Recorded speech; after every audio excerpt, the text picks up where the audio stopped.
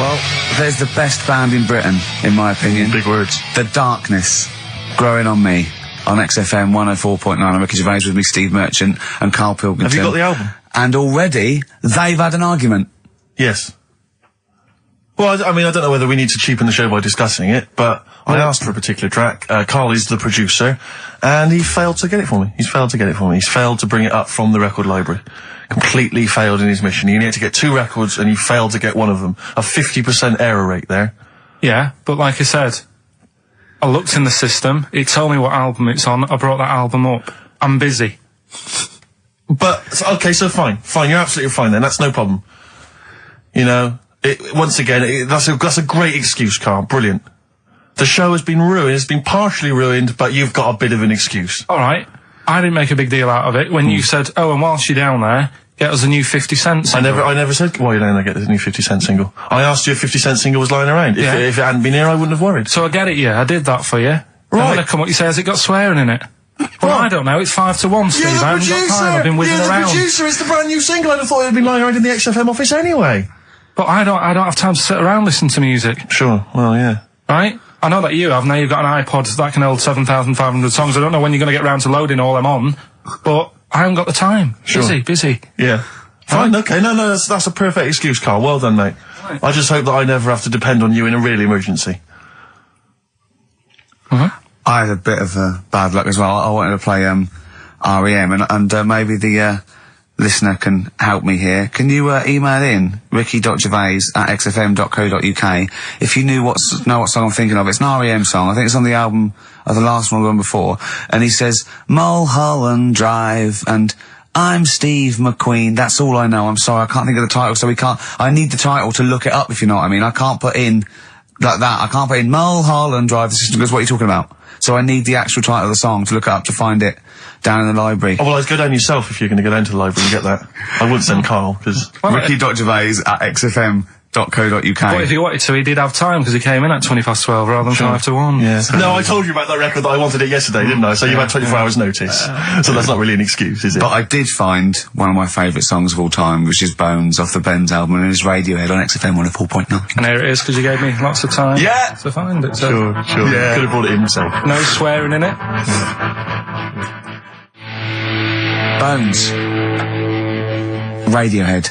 The Bends on XFM 104.9. And thanks to Paul, who's emailed there's in. a whole bunch of other people. Lots Nick, of people. We've got Davey, Steve, Ashley. It's Electrolyte. You know, it all comes flooding back now. We've got that. I've got it out of the library. We're going to play that. That's done. It's interactive. I've used the listener. I've shown the listener, right? I've helped them to help themselves. Sure. I've said, if you want to hear it, tell me what it is. They tell me what it is. They're going to hear it. Yeah. Do you know what I mean? Perfect. Saves going down the library and, well, we don't... Yeah, well, we know mistakes can happen if that, you know, if you have to go down the library. Yeah, and I mean, I checked it though to make sure it was the right one, you see. So it's just a little bit of... Well, it's a good rule that generally if you pick something up, a CD, that's you know, right, we want to play on a radio show, a live radio show, you normally check at the back. Oh, no, yeah, that's right, yeah, if you want a job done, do it yourself. You're absolutely right, Karl. So... Anyway, look, let's all make friends, let's kiss and make up. Yeah, touch and make up. Yeah. Let's just... Well, I'm up on Karl at the moment because it was my birthday in the week, and not only has he bought me a little vibrating thing to put on the chair, because I've got about that, so that vibrates, that. Actually, we can hear it. Yeah, I'm gonna do it between records then. Right, what's that doing to you as you It's just, it sort of like sends a little pulse into your sort of muscles, relaxes, doesn't it? I've got to relax on air. If I'm relaxed, the listeners relax, we're all happy. Sure. He's also got me this little electronic bongos, and I thought we could do like... Oh! Chimpanzee that, monkey news, so it's like a jungle sort of thing. Sure, yeah. Brilliant. Well, that's always been one of the great jingles that even has so I've got the vibrating... Oh, chimpanzee that!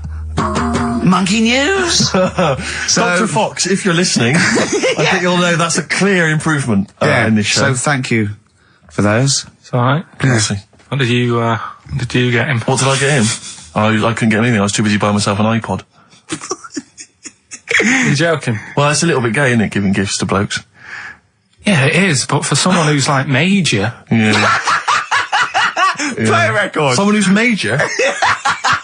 What do you mean, someone who's major? Well, because he's a major celebrity? No, made you. Oh, made you? Yeah. Right. That's Yeah. Crazy beat. Blur. Alright? On XFM 104.9. Brilliant. Yeah, so, I also got, Jane got me a few nice presents, including my favourite of all of them, a real bow and arrow. A real bow and arrow? Yeah. Right.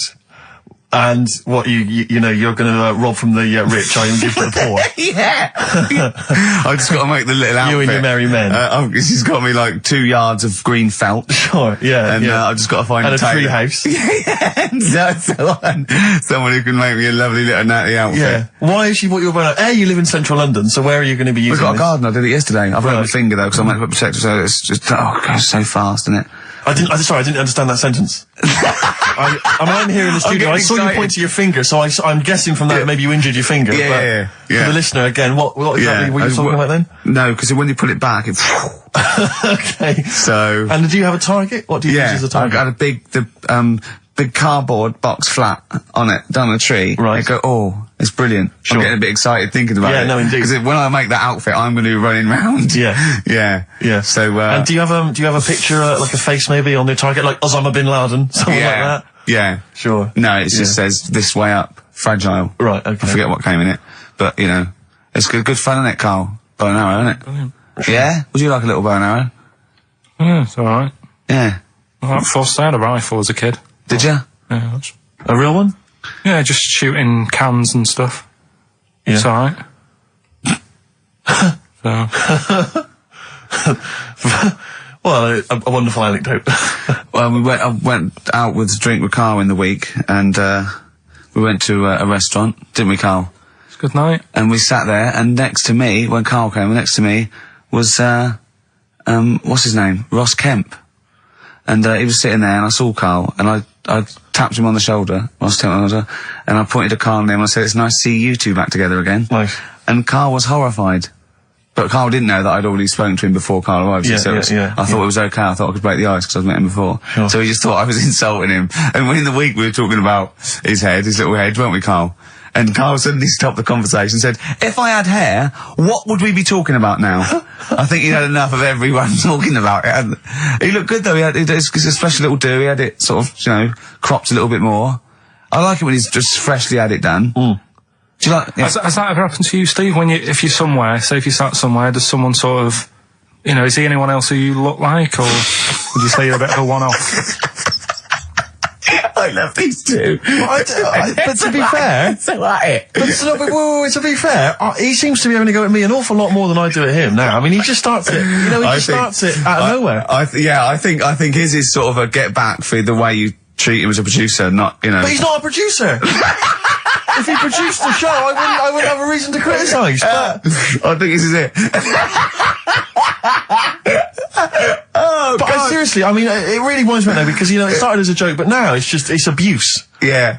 He got annoyed at Heat because it said Carl, producer, well, not so much a producer, as just a bald mank. And he went, can they say that? Yeah. Can they say that? See, that's a magazine, an independent publication that's identified what exactly it is you do. Yeah.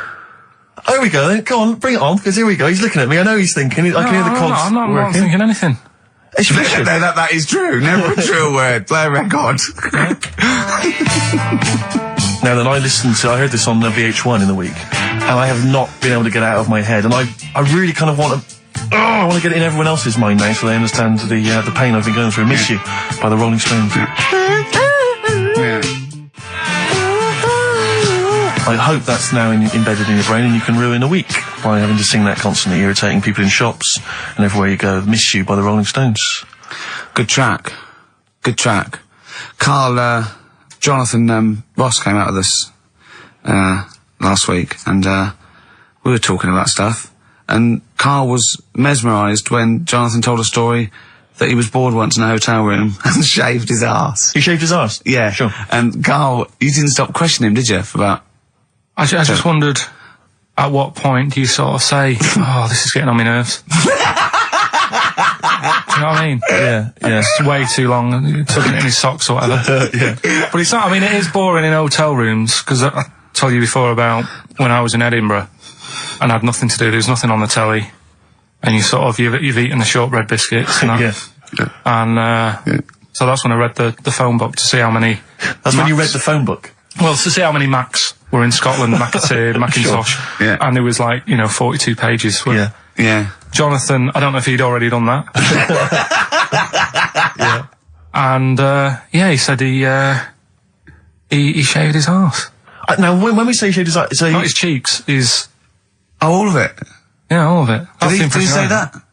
Well, I think that's... But other than the cheeks, But then, there's not much left, is But there? then we got to the fact that me and Jonathan, if we pooled our wealth, we could have shaved Carl's arse for £1,000. Right. And he said, yeah, for £1,000 you can shave my arse. Suzanne said, can I say this bit? Your girlfriend said what, Carl? She was annoyed. She says, well, I'm not allowed to go there. Why is anyone else? And of course the whole table stopped and leant in and said, what? She went, he doesn't like me touching him there. I went, what do you mean? This is too much information. It was too much information. I like the fact that you've had this conversation with her. I like the idea that she touched your arse once and you went, woo, hands off. Yeah. I love you, but keep your hands away from my arse. Do you know why he said he's talking about the most intimate part of the arse, the middle arse he's talking about, and he said, I said, why? He went, it's a bit gay, innit? I said, how can a girl touching it be a bit gay? If you stood behind it, it could be anyone, doesn't it?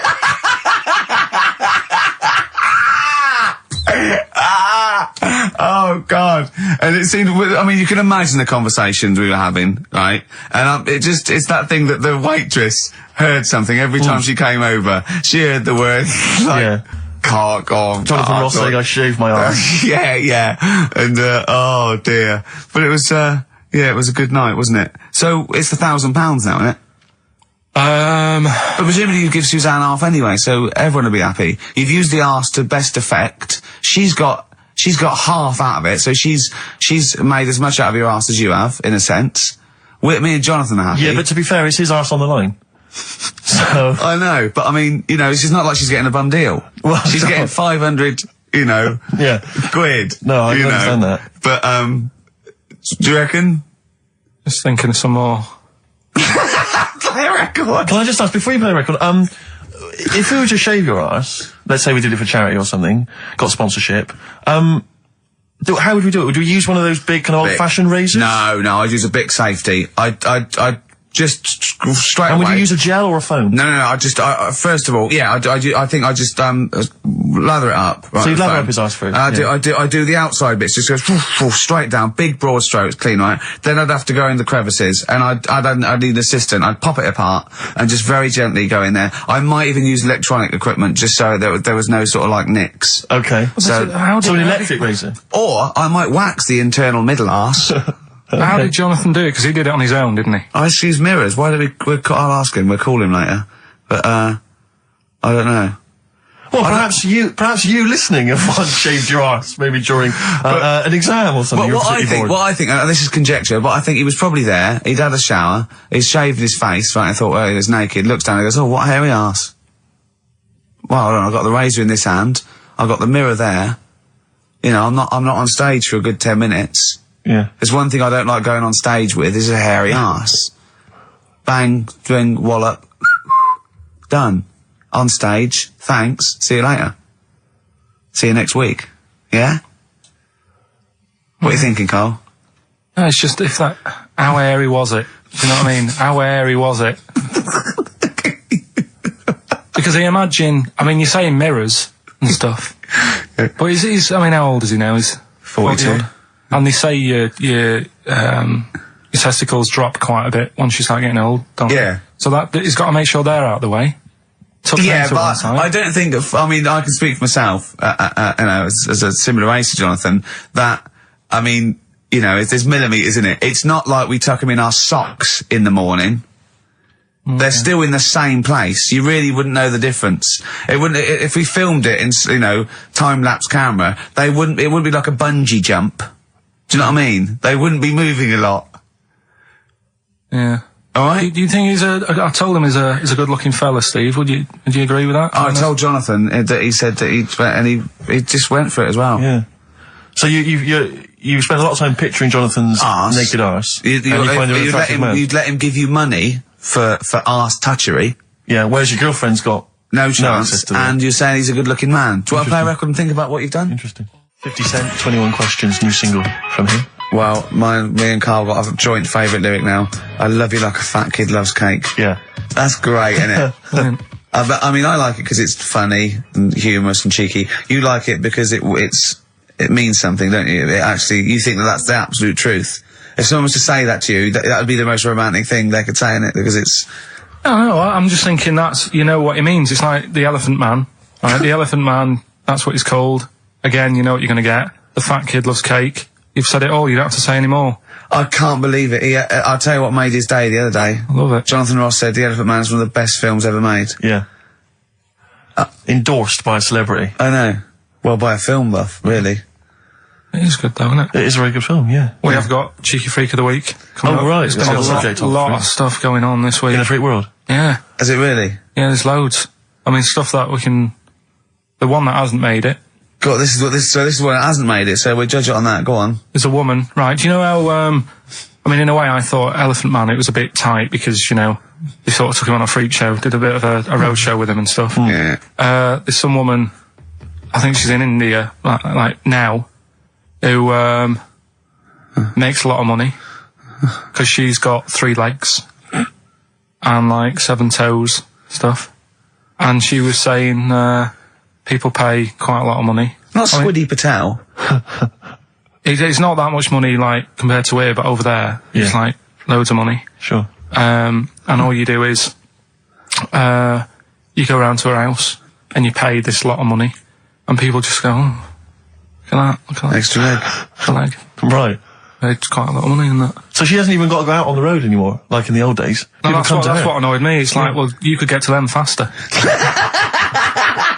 You go and see them if they're paying the money. Sure.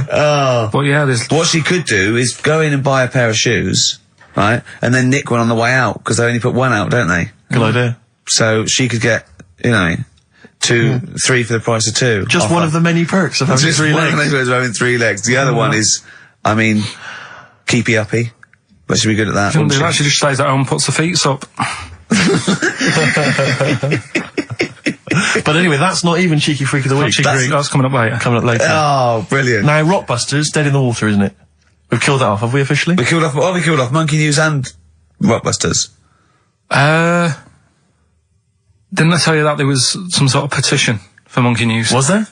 What was the story? A lot of, it's loads of emails and that. You mean you've done Monkey News?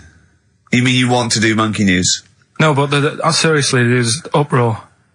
And people were like, you can't get rid of Monkey News. Yeah. Don't be doing that. Who sort of what? Loads of people. Was it monkeys? Trying to write the complete works of Shakespeare? Did Tony Blair get a whiff of it, and he's coming down like a ton of bricks? And Rockbusters, Steve, if you've got a better competition, then we'll do yours. That's fine. Do you know what I mean? If that's what you want to do, we'll do. What did you want to do? No, I was just wondering whether we should perhaps not do a quiz at all, rather than do that piece of rubbish. Might be better to have nothing. Might be better just to have silence during that part of the show than have Rockbusters. I don't know. If I give you the clues and that, and if you think they sound rubbish, we're not doing it. Well, I know that. I guarantee they're going to sound rubbish. All right, let's make it the last Rockbusters then. This is the last Rockbusters. Well, it depends. This is okay. This is if it's good, you get a reprieve. It's all about this. Okay. Okay.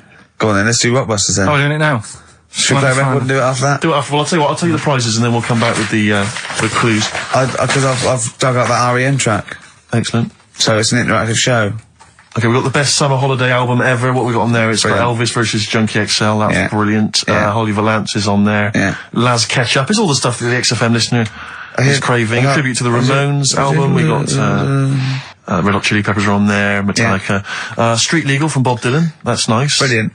Did you just buy that in the 4 for £20 from HMV deal? Fair enough.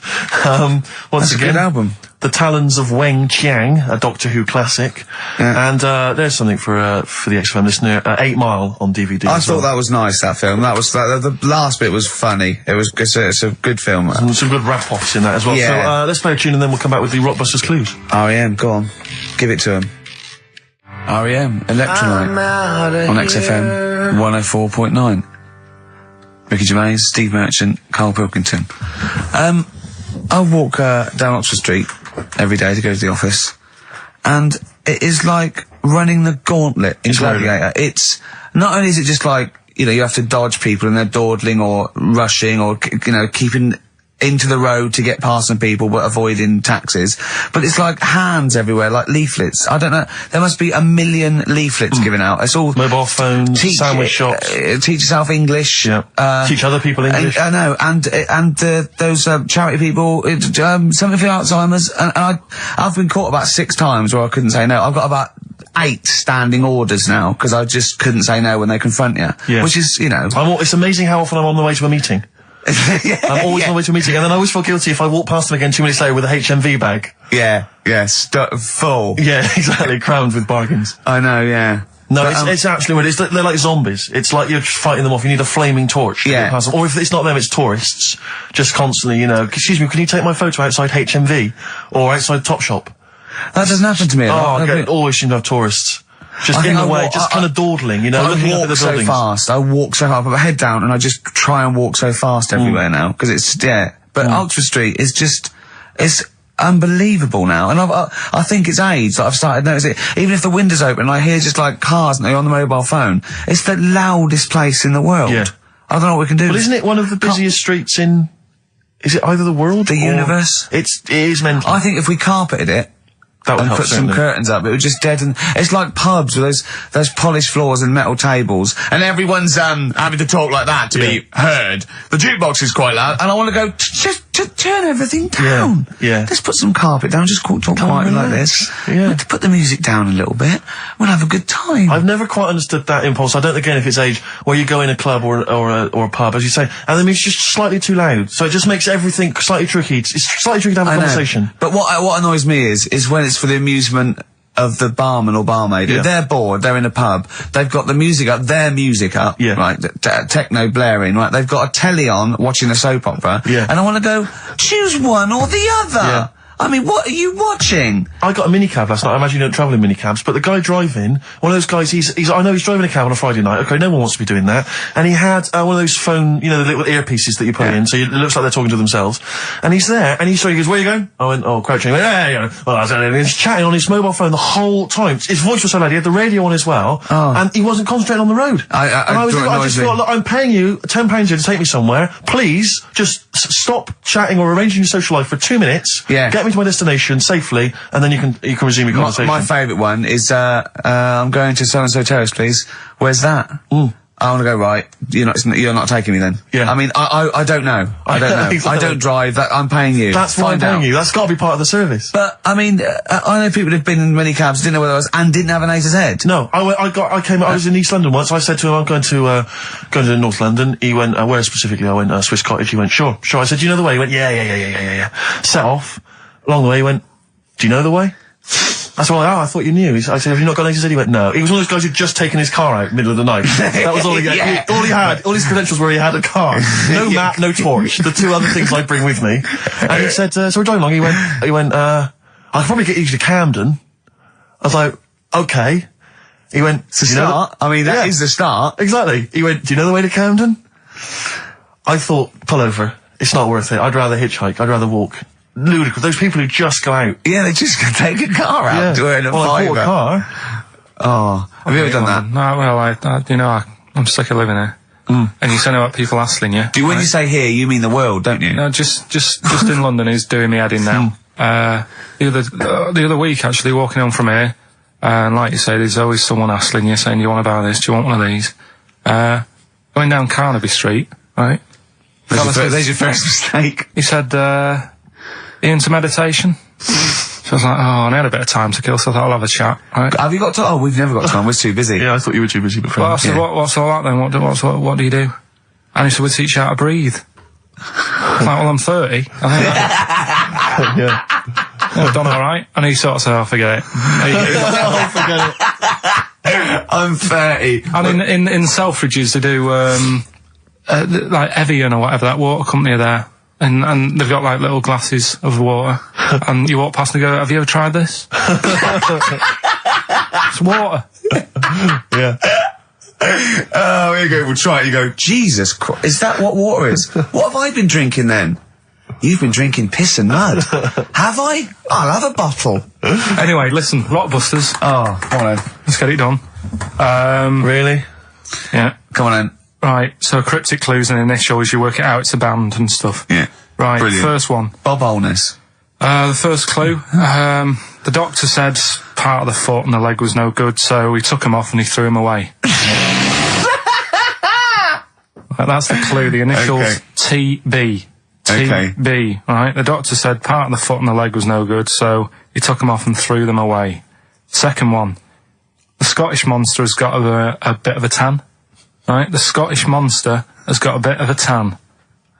Okay. That's TD, right? And the last one, well, the 60s singer had a heart attack whilst he was having it away. We won't be seeing him again. Right, and that's FNM. FNM. Well, the 60s singer's had a heart attack. He was having it away. We won't be seeing him again. Email in ricky.gervais@xfm.co.uk. Remember, this is to save Rockbusters. If people don't get this, right, it's no more. So you better, if you want this feature to stay, you better get the clues. Right? Good work, Carl. We'll give those clues again after the next tune. What are we playing? Yeah. Oh, you love it, don't you? You love it. Good, it's a good stomping pop #1 rock. XFM. Jane's Addiction, just because I think things are rocking up. They are indeed. Rocking up in the land this year, Steve. Yes, that's good news, I think. Evanescence, them, The Darkness, rock-tastic. XFM 104.9, Ricky Gervais, Steve Merchant, and Karl Pilkington of a Saturday. Can I just say that the shaving your arse feature from earlier, if you missed that was 1:30. That was a discussion on shaving your arse. Yeah. It was great stuff. That seems to have caught the public imagination. Yeah. We've had so many emails. We've had someone telling us exactly how to shave your arse. Yeah. So if you need that information, I can probably forward it to you. Well, I think this will be the year of rock and arse. Exactly. But it's extraordinary how, just a simple discussion like that you would think perhaps was crass, crude. Mind you, our listeners do like Karl talking about monkeys. Sure. Do you know what I mean? Yeah. It's not like it's something to be proud of. It's not like we changed a nation or freed a people or found a cure for something. We hit them in their, at their level with monkeys and arses. Yeah, exactly. It's what our listeners love. Yeah. Monkeys and arses. Yeah. We should put that on the poster. And they go together, because I joined the zoo last Sunday. Went down and became friends of the zoo. Right? Oh, well, I thought maybe you had to sit in a cage for that thing happened. I went straight for the chimps. Of course. Right? And there's sort of like 3 sort of big sort of adult ones there, and there's people with their kids, and I could see the people just putting their kids away as one of them went up and started putting his face up the other one's arse. Sure. And it was sort of like, I just can't be bothered to explain this to my children. Exactly. So I wanted to just move my, oh, come on then. There's the lions. You're going to have a look at the lions. Yeah. What are they doing? They're just sniffing each other's asses. Yeah. Yes. I remember when I used to go to the zoo, I always felt there were certain animals that weren't getting a look in, really, that no one was particularly interested in. The tapir. Exactly. We were going straight to the snakes we were interested in. Yeah. Birds. I don't remember being particularly interested in birds. Big cats, although it's a bit depressing. Great apes. Reptile, you're right, reptiles, yeah. Birds, unless it's a big one that you think can rip a dog apart. Yeah, a vulture you go, or an eagle, brilliant. Yeah, exactly, yeah. Owls are brilliant. Yeah, owls great, but I've always wanted a little owl on my desk. I'd be doing work and there'd be a little owl there, and I go, can you get that pencil? And it just sort of goes over and gets me a pencil, goes, cheers, and it just watches me and it thinks I'm brilliant. Do you know what I mean? Not really, no. No? No, I've never had an urge to have any kind of animal sat on my desk. No, Carl? You'd like a little owl, wouldn't you, that helped you? No, I had a little magpie, didn't I? We've talked about that. Oh, he came down and started pecking your grifter, didn't he? Yeah. What was his name? Maggie. Sure. Brilliant. Inspired. And you took it to school and it didn't come back once, Didn't come back. Didn't see it again. Oh, dear. Did it ever peck your head? Because you used to have hair, didn't you? Yeah. No, it did. It started getting a bit violent. Really? Yeah. But was it becoming sort of age when adolescence, probably sexual frustration sort, because I think magpies go for shiny objects, don't they? And you were probably sort of, probably losing it a little bit then in the front, and so when the sun was out, there's a bit of a sheen on the front. they saw a glare and thought, I'll have that. Yeah. What is that? That's brilliant. Yeah. Or as it was sort of pecking away, it mistook it for a tree. Yeah, because of the noise. Because of the noise. Yeah, the hollow sound. I squeezed his head yesterday. We should just point out, if you're a new listener to XFM, you might not realise that one of Ricky's many sexual peccadillos, I'm assuming it's a sexual thing, I can't justify it any other way, is to just squeeze Carl's head. Yeah. Front-wise, sidewise. I don't know what it is. I don't know if it's sexual or, like when you've got a little kitten, you want to squeeze his little face. Do you know what I mean? Do you know what I mean by that, Carl? Yeah, A yeah, little I said puppy that. or I said it kid. before, squeeze a little head. Yeah, exactly, and I feel that with you, because it's sort of like, he gives so much. Look at Carl's face, he gives so much. It is like he can understand what we're saying. Yeah. And that's what the connection is, I think, between me and Carl and other animals. It's like he can understand what we're saying. But I squeezed it yesterday, and Carl went, I definitely had something crack. Yeah. Because I'm trying to see how hard I can squeeze it. Yeah, I think that was you just thinking, Carl. To be fair. I think the cogs just started to... No, I mean, I think there is a danger, because I think there is a danger that you could squeeze it too much. Yeah, I know. He did a good deed today, the other day, didn't you? Was it? Yeah. What were you up to? You were just, you were talking about, like, you know, being hassled in the street and stuff. And, I get hassled a lot by the homeless. Don't we all? You should go home to sleep. Yeah. So, I'm here, mate. But no, I do treat them a lot. You know? You treat them. I love that. You had a good day? Yeah. You've been good? Yeah. There you go. That's 50p. Suzanne does the Save the Children thing. You were talking about, you know, charities hassling you all the time. She does that. And I sort of say, well, you do that. I'll look after you. You'll take care of the homeless. I'll take care of the odd tramp around where I live. And how do you treat them? Loads of different ways. 50p I might give them. Yeah. Or I might, you know, they'll sort of say, oh, have you got any money? I'll say, what for? And they'll go, I'm really thirsty. So I'll go, well, hang on a minute. And I nip and get them a little Diet Coke. Sure, Diet Coke. Yeah, they want to watch their weight. Yeah, yeah. They're going full fat. Oh, what an insult. Yeah, exactly. To a man like me. Yeah. You know, I'd rather treat them than... Because a lot of people spend money on, you know, problems abroad and stuff. Right. Oh, I just God. think, you know... Yeah, famine I'm relief. just saying. Oh, God. Like what? What do you mean? Like famine relief? Well, you do get sick of it, don't you? You know what I mean? It's that... You get sick of No, it. I'm just saying. Wait. Go No, on. I'm just... I know. Just let whatever you do now, Steve, don't interrupt, because I'm scared, but I just think it's worth it. There's so many issues. There's freedom of speech. Yeah. There's we're not responsible. Yeah. There's he'll get away with it because he's a buffoon. Yes. And it is entertaining. Exactly. So go So on. what's Carl. your All I'm saying is you're saying, you know, who do I give me money to? Is it, you know, little, you know, sick kids or whatever, or is it old people or whatever? HMV. That's where he gives his money to. Particularly, they get a lot of it, yeah. Yeah. And for me, I just get sick of, you know, problems abroad. It's like, what do you do? What do you do with famine and that? What are you meant to do? How can you solve it? It's gone on for years. Yeah. And it just keeps going. We keep giving them money. They keep spending it. And you're not getting any return for your cash. Well, it's just how many times, you know, they've got to learn. What do you mean they've got to learn? What, you're going to teach them a lesson? What do you mean they've got to learn? What do you mean? Well, what are they doing with it? Yeah, they must have like better interest accounts or something where, you know, look after, put the money in the right things. Sorry, do you think that Bob Geldof sort of writes him a cheque? He goes over and he's in the helicopter and there's millions of them, and they go, it's Geldof from Boomtown Rats. Brilliant. They go, I If hope there's one man that can help us. yeah, I hope he doesn't sing. He's not going to sing. He's got some money for us. And he comes down and he goes, do you want a cheque or do you take Switch? They go, we don't take Switch. He goes, there's a cheque. They get He's things doing like... it again though, isn't he, as well? I Is mean, he? I like, you know, he used to work here, Bob. He's a lovely fella and that. But, Yeah, he's a lovely man. but how many times can you save the world? You know, Yeah. he's over there again helping out, and it's like, well, you know, what do you do? Are you saying don't bother because it keeps happening? Not well, I'm not saying that. You know what I mean? I'm not daft. So that's what you're thinking. And Carl, you are daft. Yeah, exactly. I don't know what the answer is. Do you know what I mean? So you're just saying wash your hands of the whole affair, leave them to it. Yeah. Sure. Are you really just saying it's sort of, it's nature, it's tough luck, just don't interfere? Like a wildlife programme. Is that what you're saying? Don't interfere. Are you basically you're saying it's not my concern? This has got a bit heavy. Can we do Cheeky Freak of the Week? Let's play a record.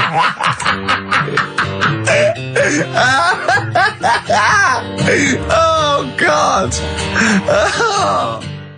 My Hey Hey out of the blue from the album Rust Never Sleeps by Neil Young. Such a brilliant song. Oh, he's a great musician. He's amazing. Yeah. He's incredible. I think we're playing Neil Young track a week Okay. from now until Christmas. Brilliant. Okay. Alright? Excellent. On XFM 104.9, I'm Ricky Radio with Steve Merchant and Karl Pilkington. We were talking about the homeless. I saw a homeless guy in the week as I was walking down Finchley Road, and he was peering in the window of one of the Dixons or something like that, just checking out the details on one of those cable TV packages.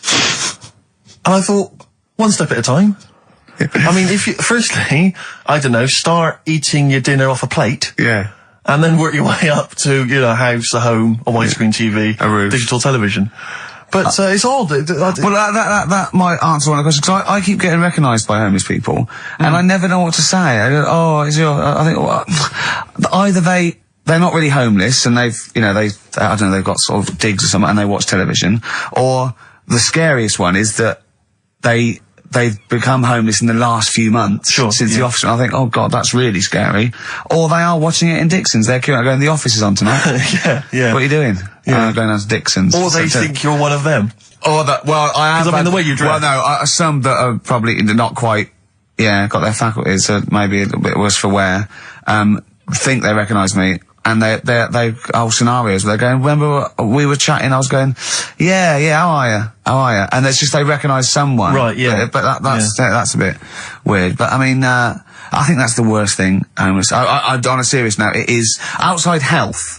Well, we're talking about charity, and I don't know, I sort of, got these standards where I've been sort of like caught in the street. But the ones that I'd choose, I'd always think, charity is what touches you. You can't change the world, but you can change your bit. So cancer, obviously, because I'm so I give to cancer. And I think outside health, the next one must be being homeless, because there's nothing you can do. It's got everything.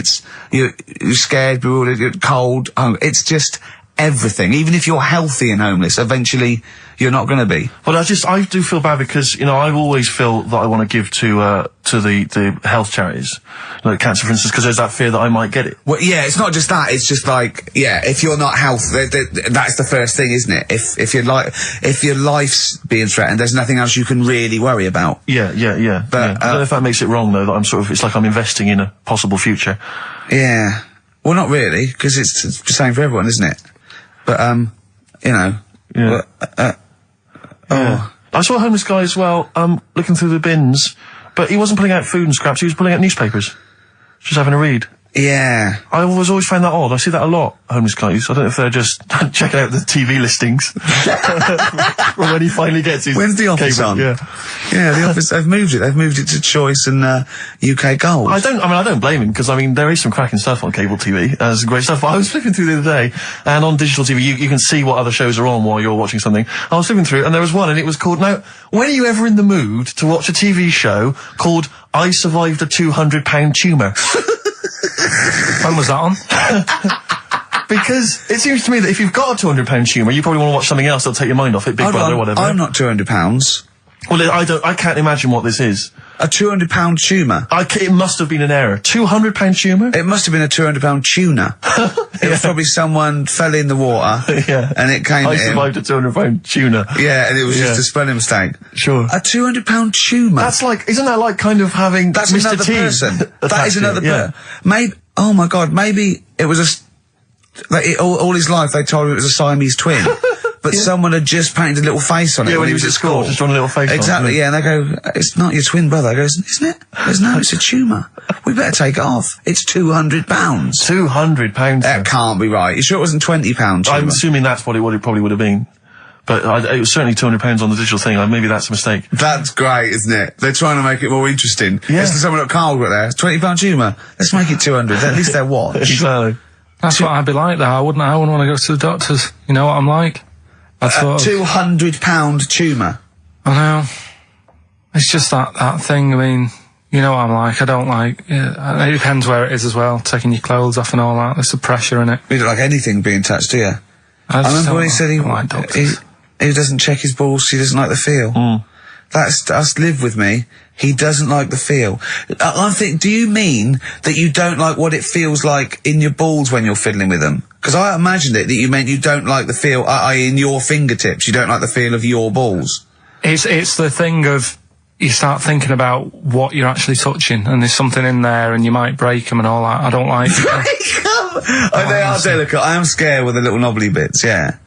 What knobbly bits?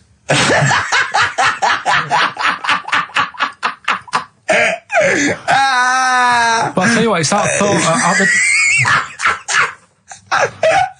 at the doctors. It's that thing of, it's not taking your clothes off in front of him, right? It's the way you've got to take your clothes off, but he asks you to go behind that curtain to do it first. Yeah. So there's more pressure, because then you come walking out with nothing on.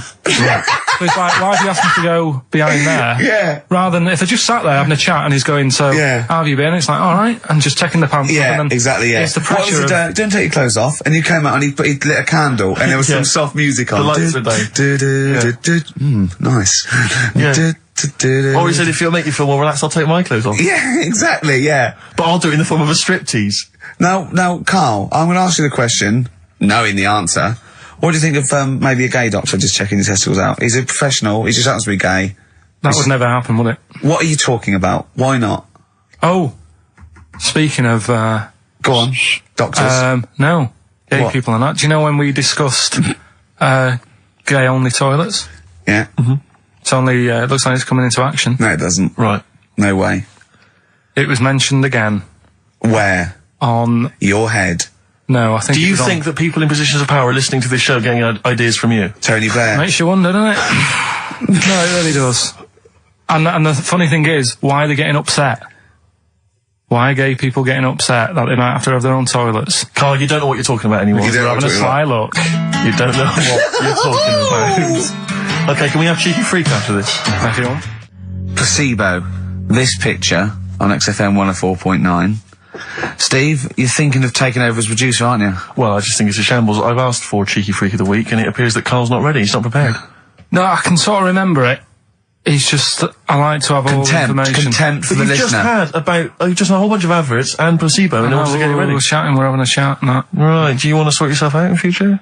Yeah, someone this is what we were chatting about. Someone emailed in about they watched the £200 tumour thing, and when it was removed, it was carried away in a wheelbarrow. Right? Carl said, "What? Even when she had it removed, she still carried it round in a wheelbarrow." And he went, "I thought it's sort of like she'd become attached to it." You definitely are my favourite thing in the world. It's great. Look at the way he's looking back. But I think they're all the same. The people, I have had more emails about people saying I watched the £200 tumour And I documentary shaved me arse. than anything else. I know. When we ask questions come about up with science, Shakespeare... we talk, yeah. Nothing, Slight silence. concept, we talk about political issues. One person emailed in, they said, I tuned into the £200 tumour documentary. It looked disgusting, I couldn't watch for long. What were you expecting? Yeah. That it might sing and dance? Do a little show for you?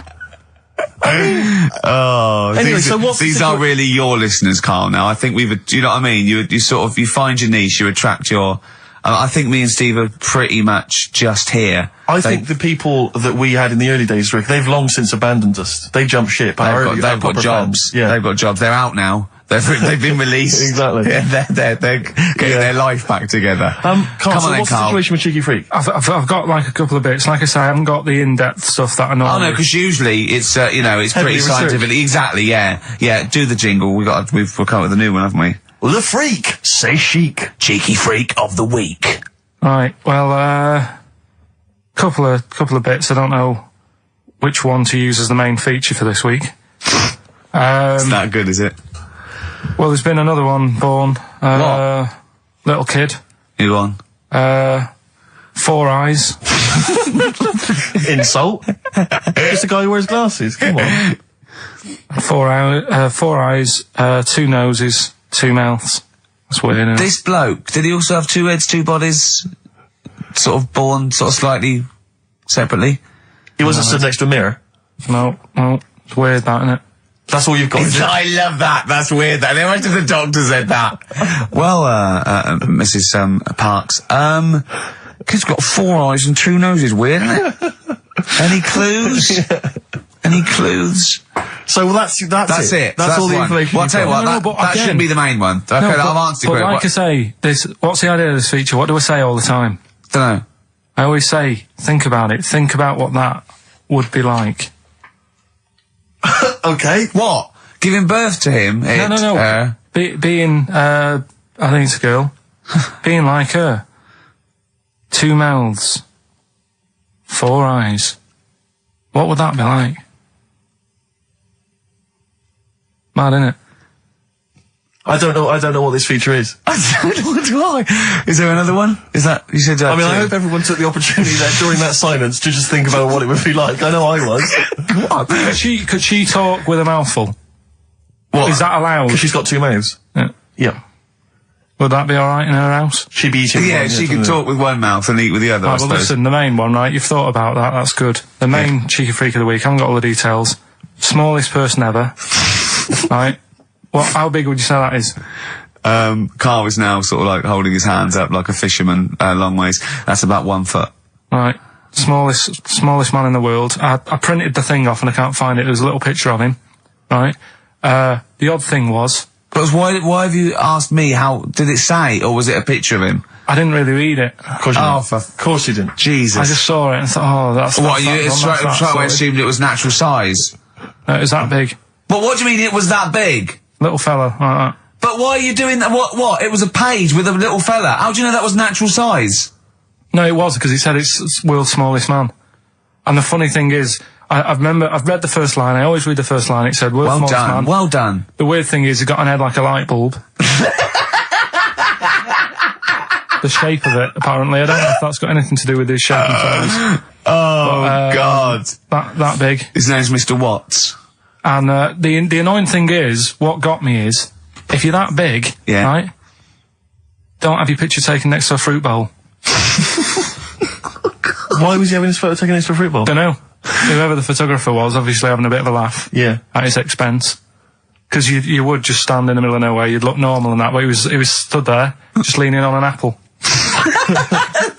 Leaning on an apple?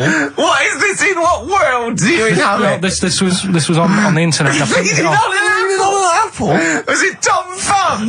What is this? Are you sure it wasn't some sort of sci-fi show they were advertising? No, it was Leaning on it. Can you just lean on the apple? Just lean on the apple there. Do me a favour, you stand next to my chihuahua. You're not taking the piss, are you? No, not at all, no. Would you mind leaning on this matchbox? Yeah. Leaning on an apple. And that's what, so it just said he's the world's smallest man leaning on an apple. smallest man, said about his head being like a light bulb, I don't know what that meant. And I just thought, right, that'll do. That's that sorted. Cheeky Rig of the Week done. I think that was on like Monday. Right? I found that. I thought that's done. Printed it off. Forgot to get it off the photocopier. Someone's nicked it. Play a record. You got to... You know, it's just, Steve. No, can I just say, there's no, Carl, point. please, There's no if point. I say, let's have Cheeky Freak of the Week, and you haven't done your research, you haven't got the information, just tell us you can't do it. But don't lead us on. Don't say this in on this charade. radio. Hold your hand up to me and go, how tall is that? It's nothing. That's This is radio. nothing. It's nothing. I think it was that big because he was leaning on an apple. It's not enough information. But, imagine Trevor McDonald coming on, going some news, some stuff. How big's that? How big do you think that is? Yeah. Because there was a fella, coming up after Chris Tarrant. Play a record. I'm angry. I'm actually angry. And if Monkey News is in any way similar, you've really pulled your finger out with that, have you? Mm-hmm. Good. Let's have Rockbusters answers next. Supersonic. Oasis on XFM 104.9. Right.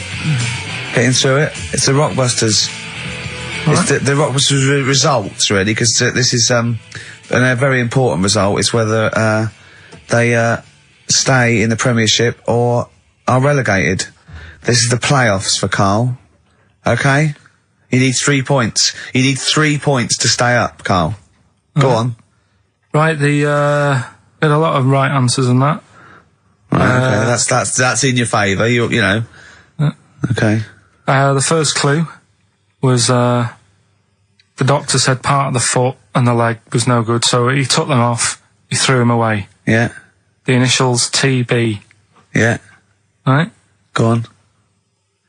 Tony Bennett. Alright, that's Tony Bennett. Tony Bennett. Tony Bennett. Yeah. Okay, that's a warning. That's a yellow card. That is a yellow card, but you can still get the points. Right. Because his name's not Bennett. Tony, brilliant. Tony, perfect. A pun. Toe, knee, his name's Tony. Perfect. Bennett, no, his name's Bennett. See? Well, he's in London this week as well, so I don't know if it's sold out. I won't mind. Are you on drugs? Or did I actually crack your head? Did I actually give you some brain damage? Because you're worse than usual now. It's like, go on. Right, the second one. That Scottish fella. We've got to speed this show No, up. hang on a minute, hang on. I've just got to make sure it's right. We don't want to look stupid. Right? That Scottish monster has got a bit of a tan. I don't think we can look stupid with material like this. TD, that Scottish monster's got a bit of a tan. The answer there, the Darkness. I'll give you that. Right. Well done. And the last one. Goal.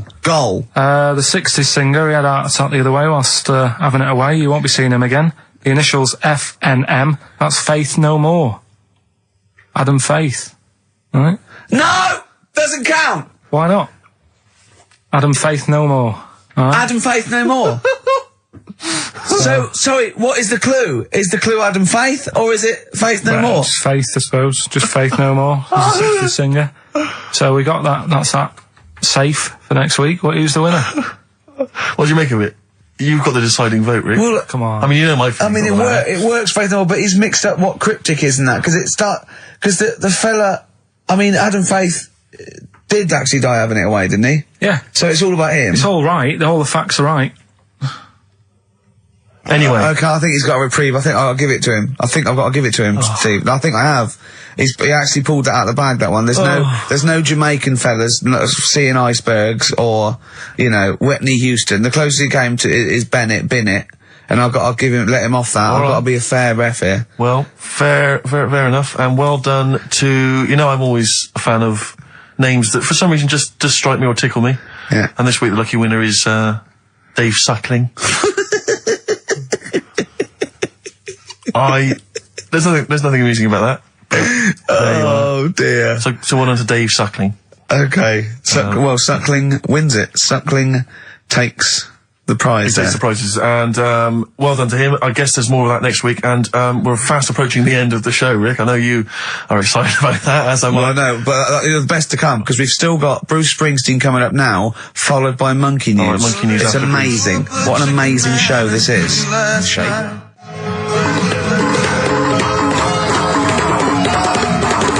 Chimpanzee that Monkey News! Excellent. So Monkey News time on XFM. Karl Pilkington, the man in the hot seat. Karl, what have you got for us? Okay, Monkey News this week. We've covered a lot of stuff. We have indeed. Now, do you know, like, there's places where you can go for, like, weekend rests and stuff, Sure. and you relax, you sit in a little spa, you might have a swim and stuff.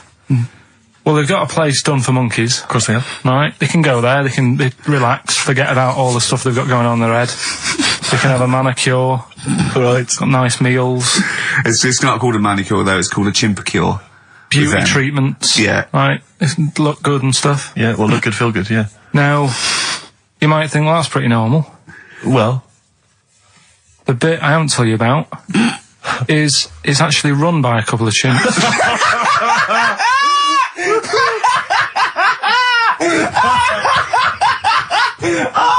Oh God! Oh God! Oh God! You're a maniac! Right. Oh, for Christ! Oh. Let's just.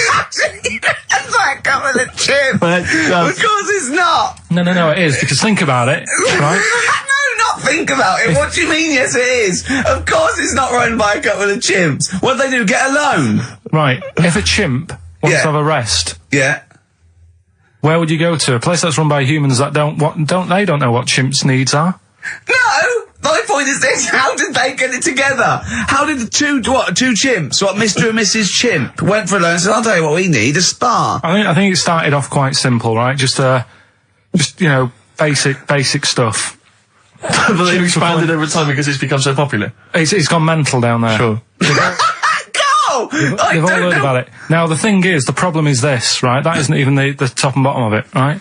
Oh, Christ. The problem is, it's been going on and on and on, right? It's been earning a lot of money and stuff. The monkeys are happy. The monkeys that go there are loving it. They're telling friends and stuff. They're all coming to it. Now, the problem is, it's this little monkey, little man monkey and a little woman monkey, right? Yeah. They were sort of girlfriend and boyfriend. Sort of. It's an open relationship, they can play around if they want. Well, the problem is they're not married, right? Now, trouble brewing. the lad monkey, fella monkey, he's getting quite old. And the problem is, because it's his name that's down on all the stuff. all the forms. Let him finish. I'm getting scared now. Let him finish. It's his name on the business, and the problem is, his missus is kind of like, what's going to happen? Sure. What If are you he getting this, passes where are you away. getting this from? Internet. Oh, I don't know where to start. No. This is the... Can we just hear the end? This is ridiculous.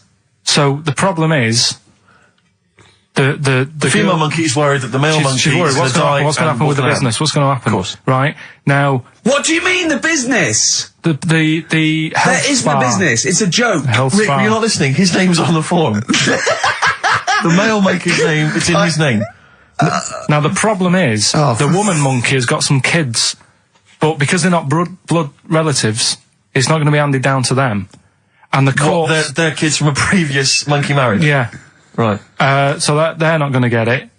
Let me just check this out. Yeah, otherwise you don't want to check the facts, otherwise Yeah. you could look like a twat spouting shit on the radio. Please check the facts for scientific And security. they're just a bit worried because they're saying that the people in Ohio, which is where they've got the little health thing going on. So that makes it more believable that it's Ohio. Mm-hmm. I thought you meant it was Berkshire, in which case it would be rubbish. It looks like the local people are trying to get in there. They've seen the success of it. Sure. And they're They want a trying piece to of go the in and action. take it over and stuff. Yeah. So, Give me the piece of paper. Throw it away. Play a record. That's the worst one I've ever heard. And there's something wrong with you. You're educationally subnormal. Final tune from us, Tim Buckley. Lovely song called Wings. Back next week? Yeah. Yeah. See you, Carl. 104.9 XFM. You alright? This is Karl, producer of Ricky Gervais and Steve Merchant. They're not about today. Ricky's on holiday. Steve couldn't be bothered. So I'm left here with all the DATs. That's a digital audio tape of all the shows they've done since they've been here over the last, I don't know, year and a half or something. So we'll play you some of the best bits. Alright, so here's the first bit. Here's a problem that someone's emailed in. We're taking emails today. If you've got a problem, a concern, or, just a general query that you think Karl could answer for you. It could be about anything. It could be about some of the big kind of philosophical questions. Yeah. It could be something to do with war or famine, anything like that. Or it could just be a personal dilemma, something that's happening locally. Anyway, this seems one that I think you and your father have probably come across this sort of dilemma in the past. Yeah. And I'd be interested to know what your take is on it. Let me see, this is from Lee Matthews by the look of it. He says, he lives in a suburban area where the local teenagers also live on the same road, and they're running riot. They're smashing wing mirrors off the cars, they're crashing into parked cars on their skateboards, and they're just generally making mayhem, night and day. What can he do to stop this going on? The parents of the kids don't seem to give a damn. Anyone who complains to them, they just say, "Oh, piss off." The police are useless because they never catch them in the actual act of violence, which is what they got to do to apparently convict them. So they don't know who to turn to, really. It's rather like when a little old lady went and got the A-team, and he was dressed as an elderly Chinaman. Exactly. She knew who he was. Colonel Decker didn't have a clue. Yeah. You see, it's weird because now it has got out of hand. Sure. Do you know what I mean? Like years ago when I was growing up on the estate, you had problems, but not like you have now. Do you know what I mean? Summers were nice as well, weren't they? Well, right. And Police are getting shorter and younger. But you yourself kind of admitted in the past that you were something of a tearaway. You didn't do anything like these kids here. The thing is, I was scared that if I got caught doing it, my dad would go mad. Yes. And I remember smashing a car window by accident and legging it in the lounge and sort of pretending to go asleep on the settee. Right? Genius. And I heard a knock at the door. He chloroformed himself just to be unconscious when his dad came home. And there was a knock on the door, and I thought, oh God, this is a fella he saw me. I was chucking a stone in the air, seeing how high I could throw it. Of course you were. Did it keep landing on your head? That would explain a lot. And it came down. Chucking a stone in the air, love I it. could see how far I could It's throw brilliant. So, I wasn't bothering anyone. Did you invent that game? Right, Did you get a stone for your birthday? Go and play with your stone. He gave one to Suzanne. Karl, go and play with your stone. The thing is, right, and it came down at a funny angle, and Of course it did. It ate the back of this car, and the back window is the most expensive because it has that heating thing in it. Yeah. In case you got a frosty window. Yeah. So I thought, oh God. So I legged it in, got on the settee, went to sleep, knocked at the door. Genius. It's a brilliant plan. It's a brilliant plan. I couldn't be guilty. I'm asleep. So I love the idea. So the thing is, our lounge used to sort of you could see in from the door, right? So this family who saw me do it saw me asleep on the settee, and my mum said, "Go and get the door," and I sort of went, "What?" as if I'd been asleep. Yeah. I went to the door, like rubbing my eyes, and the fella said, "What did you run off for? I saw you." I was like, "Oh no." And I didn't see my dad. I went out. It was when he was working sort of evenings. So I went out so I didn't have to see my dad. And then the next day I came home from school, and my dad said, 45 quid. Ooh. That's all he said when he looked at me. And then you fell asleep when he went, wake up. You know what I said? No, 45 quid. Now the thing Carl. he didn't have to do anything. £45, Carl. Now I know you were saving up for a brick, but you can't have it. Yeah. Just So, equally, if you're doing a bigger crime, a bank job or a murder. Remember to take the stocking off your head, because if they wake you up and go, "Why have you got a stocking on your head?" Just go, "Oh, I had a weird dream." Right. What are they again? Is the tip included? Yeah, go on that one. Right. In Turkey, Nice. it's not, actually. Mm-hmm. That's where I went, and there was them little fellas after Suzanne in the kitchen. What? What do you mean? We went to Turkey. You went to Turkey and there were some little fellas. Well, they had quite a few sort of midgets working in the kitchen. Why? Is it a theme? No, Was it a theme holiday? I don't know. Might get them cheaper or something. Was it? So they were working, cheaper. They were working in the kitchen, and one of them fancied Suzanne and kept sort of eyeing her up, and she was winding me up, saying, "Oh, not eyeing up and down, just eyeing her up." Anyway, no. So what was she doing in the kitchen? No, it's like a pick what you want to eat type buffet, but you have people clearing the tables and that ready for you to come along. Were they low tables? And he was just keeping an eye on her. What did he say though? Was he It was Turkish, so I don't know what he was saying. But he was a little fella, yeah. Did he? What do you mean a little fella? What do you mean little fella? Sort of dwarf-like. What do you mean dwarf-like? He had magic powers, or he was 4 foot? No, what do you mean, Carl? A little bloke, just like a normal bloke, but small. If you stood him in the desert, you wouldn't know. But he'd be hot at first. Right, Carl. You should watch out for the monkeys. Yeah, underground. There's underground monkeys. Look, you can't just say there was a little midget fella who was eyeing up my girlfriend and then leave it. What do you mean? What was happening? This is a story to us. This is much more interesting to us than, and she was deaf, right, and she hit her head. That's much more interesting. I don't understand how it manifested itself. Did he come over and say something? No, do you know when it's like girls know, don't they, when someone fancies them? What do you mean there was lots of them as well? Do they? That's worth knowing. Listen, right, come on, right. So you went to this holiday, yeah? Yeah. And you went into the dining room or something? Yeah, downstairs. And you looked over. You thought, this is all, there's no one serving. Yeah, and they go, wait a minute. Hold on, you looked down and there was a little waiter. There was loads of them running around busy. Why though? Why did they get summer? What do you mean? Because it was summer. They had more of them. They come out in summer. What do you mean they had more? What do you mean? Because it's busy, isn't it? Well, no, but they hibernate in the why winter. were they all midgets? I don't know, maybe it doesn't heat stunt your growth or something. No! Well, they just happened to, maybe it was a thing that they did for tourists or something, I don't know. I just got on with my meal. It was a holiday, do you know what I mean? God. Right. So it's a midget serving. I'm not going to ask any questions. Right, okay, yeah. So they're all little fellas running around, and this one always was like, oh, do you want a new serviette? You know what I mean? Going out of his way to sort of... for turning on the charm. Yeah, he was going out of his way. The others weren't. Right. I think what was happening is he'd been working with Santa all the winter. Yeah. Or sort of little summer break. This one was your waiter, and so he was being polite to you. Maybe. But what did Suzanne say then? She was using it to wind me up. What was she saying? Just like, look. He may be small, but he's built like a... Yeah, he's all man. So... Were you jealous of a midget then? You were jealous of him? It is a bit annoying, isn't it? Why? It wouldn't bother me as much now, because I've been with her for ages. Right. But at the time, that might have been one of our first holidays, and it's like... You don't want to be what's going on? I paid for this holiday. Yeah. And then you get off with a midget. Yeah. Oh. So anyway. But it doesn't matter, because you got chatted up by a bearded lady. So. Yeah. Tell you what, no, that's got nothing to do with that. What were you going to say? I was going to say the hotel was half board, and maybe... Oh, right. I thought you were going to say it's just one of her shortcomings. So listen, right? Play a record.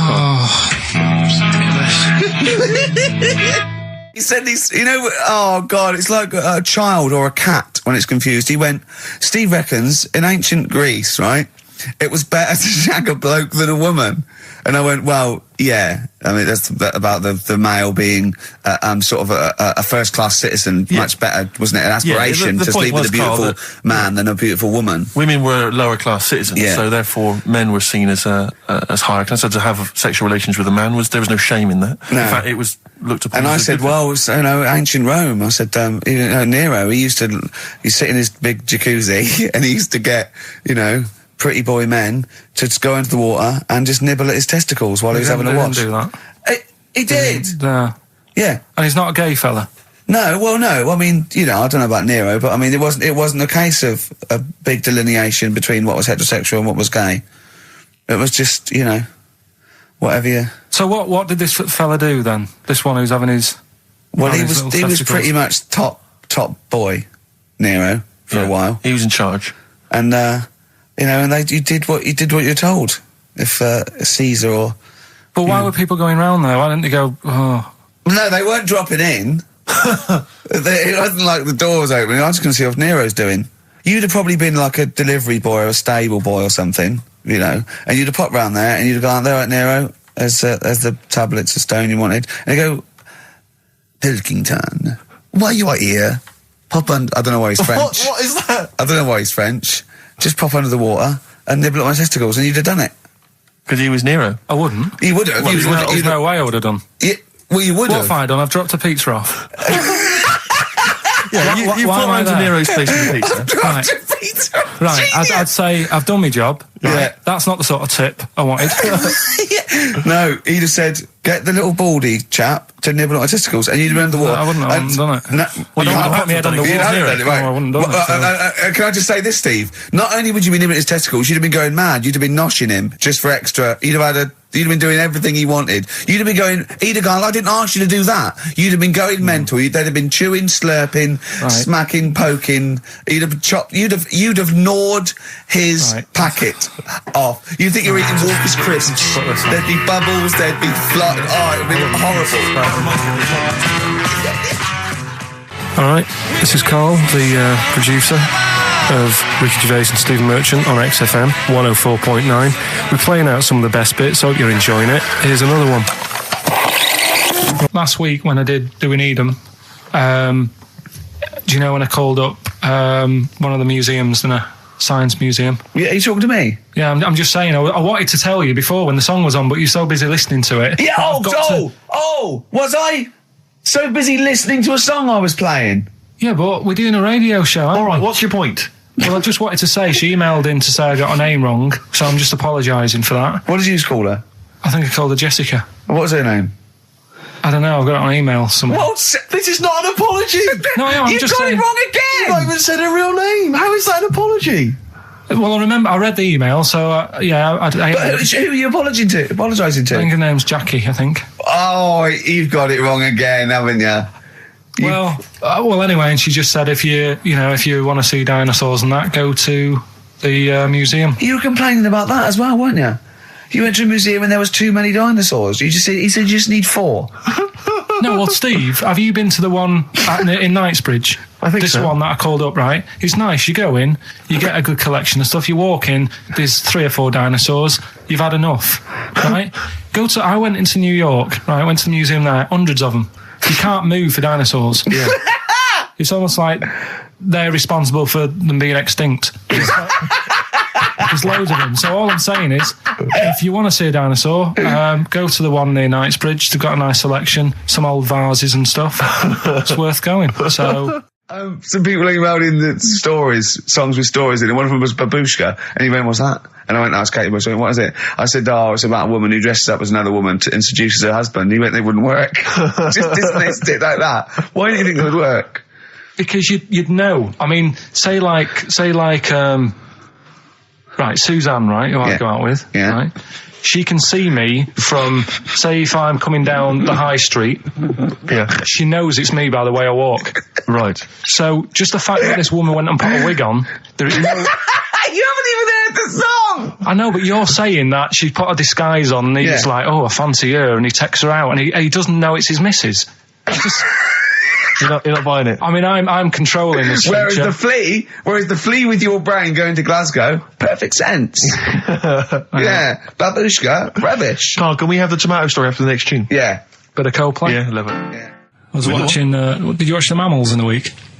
Oh, David Attenborough. No. I was thinking actually, right, all this MTV stuff, if there's one reason why I'd like to do it, is I was watching Attenborough, the Mammals programme. I reckon I could do something like that. Right. And just have like me, instead of Attenborough, like a young sort of fresh person, watching like certain animals and saying, do we need these? Do you know what I mean? Yeah. Oh, God! What's going to Death on Earth? Well, That's amazing! Do we need these? And, No, 'cause there's loads of and the stuff. audience at home would vote. Would there be something like telephone like a vote? vote-out system. Oh, The thing is like, it's something interesting that Attenborough was saying the other night on Do we need these? on Jonathan Ross's show, on his telly show, right? He was saying, he said, you could take all the humans off the earth and it would carry on.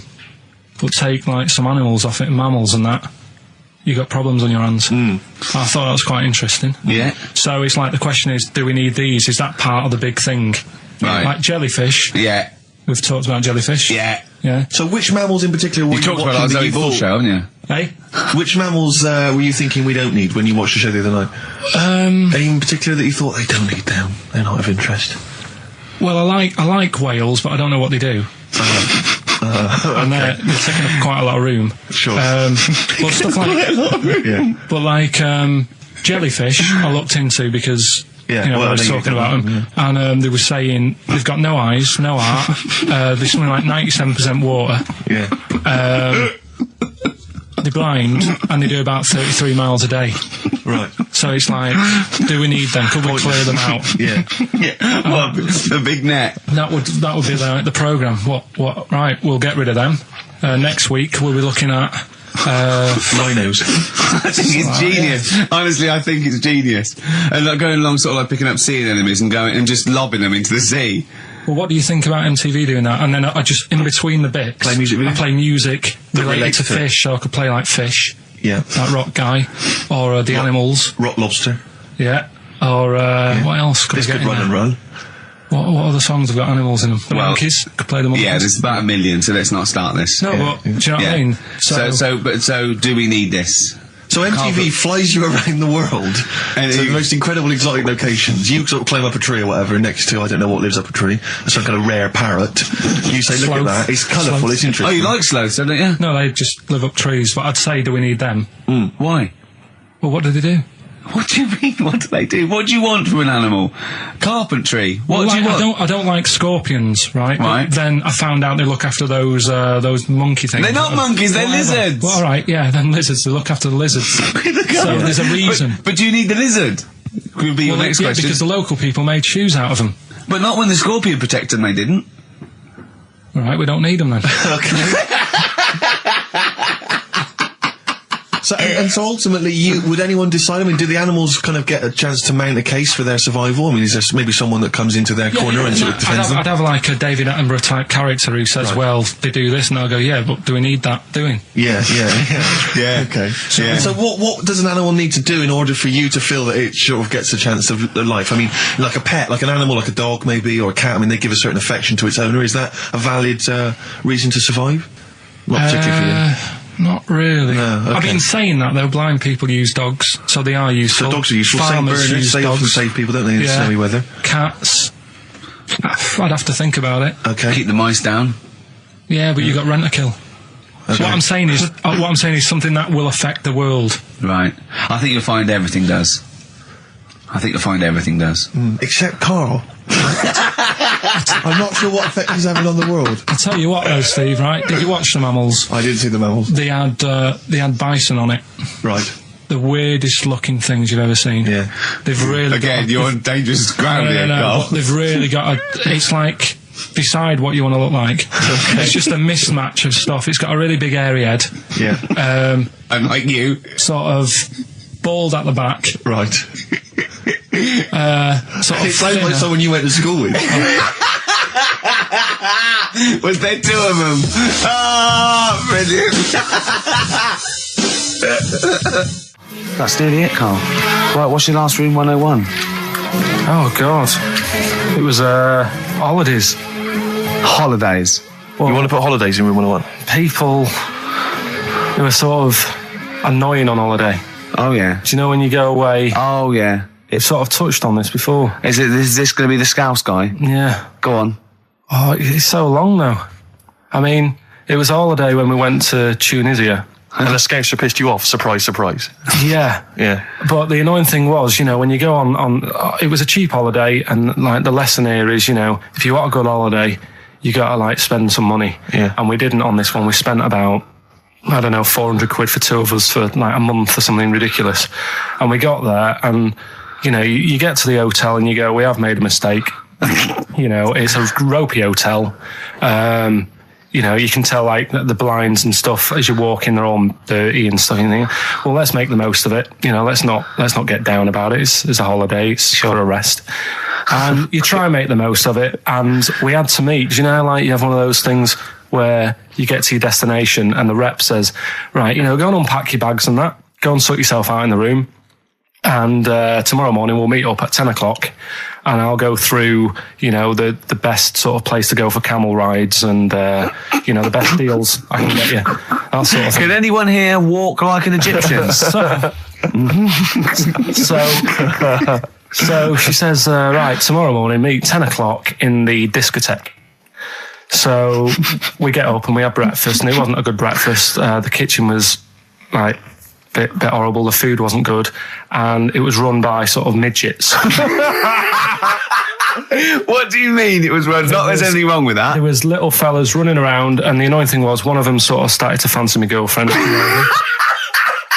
How did he manifest his affection for No, you're not saying there's anything wrong with midgets, though, are you? Just saying it was not strange at that there all. was. Yeah, but even midgets shouldn't be cutting in on Karl Pilkington's No, territory. I know. But it's also that thing of, you know, they've got little fingers, and it's sort of God, ruined. I'm so sorry. No, I'm not. It is a bit of a phobia of mine. Okay. Do you know what I mean? They are nice people and that. Sure. Oh, God. But the annoying thing is... So what was he doing then? How did he... I don't understand how he was chatting up your girlfriend. Was he crawling under the table so you couldn't see? Just kept... Whispering to her from underneath there. Stop it. Just sort of, you know... Wait, I don't want to get a complaint on our last show. There's not many midgets What's going to happen? Can we just finish this and start up again in a couple of months? Oh, yeah. So if you want to know more about the midget theme restaurant, then we'll talk you in 3 months. Yeah. It's just... It's just... No, that's fair enough, actually. Oh, No, you're yeah, absolutely no, right, sorry Karl. about That's this. your producer's head Listen, on. we'll see you in about a really... it's been a pleasure, truly, and thank you for everyone that wrote I've got you a couple letters. presents. Have you really? I've got you both a present. Right? Oh. I got Ricky, do you know, like we've done fables and Yeah. stuff? Right? Yeah. This is like Mr. Ben. Oh. This is brilliant. Yeah. Right, and it's like little fables that Mr. Ben goes on. Oh, fantastic. So I want you to learn something from that for when you come back. Okay, brilliant. That's lovely, I'll tell you Carl. one of the stories I read this morning. It's brilliant. In fact, when you've done with it, give it me. Yeah. Because I haven't finished reading that. Okay. Thank you, Carl. And for Steve, a little chat-up lines. A little book of chat-up lines. That's fantastic. Carl. Well, we'll see you in 3 months. But carry on emailing Carl. Cherish Karl Pilkington. He sits in a little room by himself, so keep him in touch. And we'll see you in August. We're going to leave you with something that we all love. This is There Is a Light That Never Goes Out by the Smiths. Very apt, I think. Goodbye. See you later. You've been voting in all week, sending your emails. So here's the clips that you wanted. Right. Badly Drawn Boy, Born Again. Right, just get this Educating Ricky out of the way. So, Turkey, yeah. So what is this again? This is Educating Ricky. Is the tip included? Right. Apparently a fellow was on holiday in Turkey. He's just having a normal holiday. Weather's good. You know, he's having a good time. And Waiters are all normal height. Yeah. He's having his meal.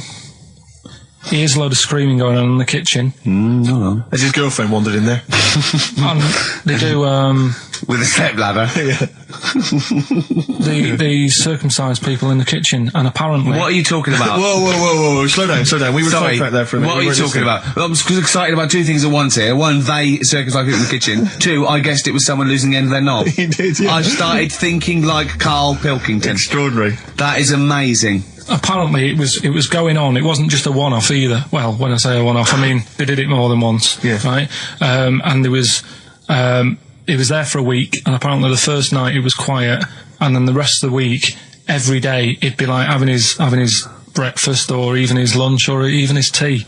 Yeah. He'd be doing it all day. Oh. You'd be hearing Lunch and screams. breakfast, fair enough, really. Yeah, Circumcision at tea time. Don't do that. And apparently it's a tradition over there. You can't even make a complaint about it. It's like, well, you should have found out before you come over. See, I can't believe this is true. Sorry, I'm a little I bit can't lost. believe this is He was in true. a restaurant, in a hotel, and there were people having circumcisions in the kitchen. Yeah. Is that right? I'm even worried that we're bordering on the racist here, suggesting that is tradition, that Turkish people cut the end of their cocks off in the kitchen Yeah. at meal times. I think you're wrong, Carl. This sounds ludicrous, Carl. No, I don't think it happens everywhere. Right. I think this Just in Oh, particular this restaurant. hotel. certain places, Certain hotels. certain hotels. What, is it like 2-star? Yeah. That, Why did he go to the Foreskin Inn? It was his own fault, wasn't it? so that's Sorry, that's it, is it? Have they closed? Sorry, no, wait. That's the story. You educated me, right? Once a fella saw some Turkish people cutting the tip of their knob off in the kitchen. Thanks very much. Thanks very much, Carl. Got any more? Well, there's things you can learn from it. Either don't go to Turkey, No! don't have calamari when you're over there.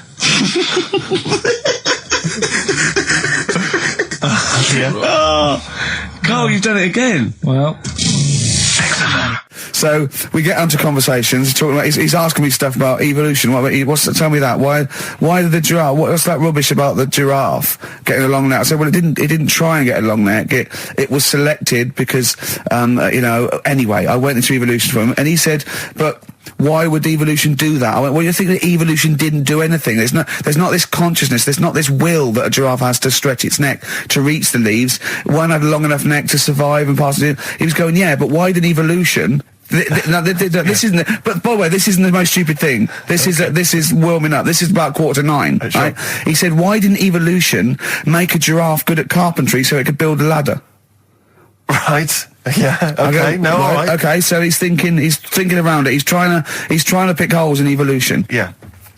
We get on to, I said, well, things are, I said, we can see the speed of evolution in lower life forms like bacteria, viruses, they evolved. That's why, soon we won't have an antibiotic that can kill some certain bacterial strains. And he said, and this is about, 11:30, and I said, I'm going to bed, right? He said, in the future, they reckon that you'll be able to wake up and eat a yogurt you can have a chat with. I don't know what that means. let's put a song on, right? No, and we'll come back to it. So you're going to explain that? Yeah. You've got an explanation. The Verve and Sonic on XFM 104.9. I'm Ricky Gervais, with me Steve Merchant and Karl Pilkington. So let's just get this right. What did Carl say? He's just specifically giving those words again. He said, they reckon, and I said, I'm going to bed. He went, no, really? I said, no, I'm going to bed, Carl. There's no point now, because it's just like you're talking gobbledygook. You know what I mean? I might as well talk to a pot plant. Yeah. He said, in the future, they reckon, I don't know who they are. Sure. I don't know, people who post things on the internet that he reads. I think the Telegraph. Anyway, complete the sentence. they reckon that in the future you'll be able to wake up. I love it. There's a little scenario, an embellishment, like this little. Oh, hello, darling. It's your yogurt. Hello. You'll be able to wake up and eat a yogurt you can have a chat with. All right. Well, thanks for that, Rick. I'm looking at you. I'm going to throw that over to Carl now. Right. It's when I was away on holiday, right? I don't normally buy the Telegraph because it's too big and that, innit? So, but they were giving it away for free on the plane, so I thought, Ding dong. might as well have it. And I saw a couple of things in it. I thought that would be interesting. I saw this thing about the future, and it was talking about evolution and what have you, right, which I always find weird, because I always think that maybe we've sort of done it wrong anyway. Do you know what I mean? I sometimes think By definition, evolution can't get things wrong. Things change, that it's not successful, it can't pass on its genetic material, but if you're around, it's working. If you're around, it's working. Slugs are as evolved as they need to be. Slugs are as evolved as you and well, me. that's true enough. Yeah. No disrespect, but it works. It works. Sorry, They're but around. anyway, what's your point, Carl? no, I mean, I think we probably would have been better off staying as a fish. Just because there's more water than land, isn't there? Right. and you wouldn't drown. This is why I went to bed. No, I can imagine. I'm thinking of dozing off now. No, but do you know what I mean? From what was it? It was bacteria, it was fish, mermaid, man, onwards and what have you. So anyway. Oh God! No, there are a few knowledge gaps in your theory of evolution. All right, Mum, You generally got it right though. So But I mean, basically, it went bacteria, fish, mermaid, man. What's next is the big question. So it was telling you all about this and what have you, and saying how, like, we shouldn't have interfered, because maybe if we wouldn't have invented planes and what have you, maybe we'd be able to fly and what have you if we really needed to and stuff like that. Okay. So we've interfered with evolution, you see. right. Well, then it was saying, well, what's the future got? Well, yes, in one way we have interfered with evolution. Yeah, the evolution of the human being in society is changing. It's no longer based on the strongest or the fittest, because medical science can keep us alive long enough. People can pass on their genetic material where without this civilization they wouldn't have been able to. So yeah, there are different parameters, there are different pressures, there are different things that say whether we're going to pass on our genetic material or not. Okay, so in that sense you're right. And that, Rick, as far as I'm aware, has led to a yogurt that you can eat and have a conversation with. So this is what it was saying. It was just saying, we're living in mad times and that. There's a lot of weird stuff going on. One of which is... And the fellow was just saying, with computers and stuff like that, the way it is, we'll be able to wake up, Go on. have a chat with your yogurt and have something to eat. What do you mean, have a chat with your yogurt? Because of the amount of, you have them yogurts already, those friendly yogurts, those bacteria-friendly ones, so this is just a really friendly one. Yeah, they don't... Oh, God! I might burst! Do you know what, sometimes, Carl, I think that we're having a chat with a yogurt. Do you know what I mean? There can't be any difference. Yeah, but then I'm always reminded that would be more entertaining. That would be more informative. Is this something that happened to a friend of yours, or is this... No, I read about it. You read about it, okay. There's this little lad, right? Okay. First of all, it's years ago, right? When they didn't have decent doctors in like every town and that. Yeah. And this little kid is dead ill, right? Yeah. And the local doctor. Well, there's a phone call involved, so I don't really get the impression that it's like medieval times. Yeah. Yeah. But I didn't say that. I just said it's years ago. So this kid's ill, right? Yeah. And he's lying in the bed, and he's all going funny colour and that. Yeah.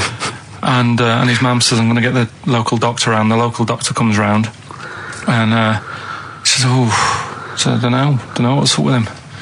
He said, leave it with me. Leave it with me. The doctor said that. I'll have he said I'll phone up a top doctor, who was in America or somewhere like that. And so he goes to the phone in his office and he calls America, and because it's years ago, the phone line isn't that good, it's all crackly and that, right? Yeah. So he's talking to the doctor and he's saying, I've got this kid, he's a funny colour, and he's really weak and that. I don't know what's he's not giving him much to go on. Right? Sure. So the American doctor, right? Yeah. He goes, what you want to do? And it's all breaking up, right? Yeah. He goes, what you got to do? You got to, it's all breaking up. You've got to give him some, parrot's blood, right?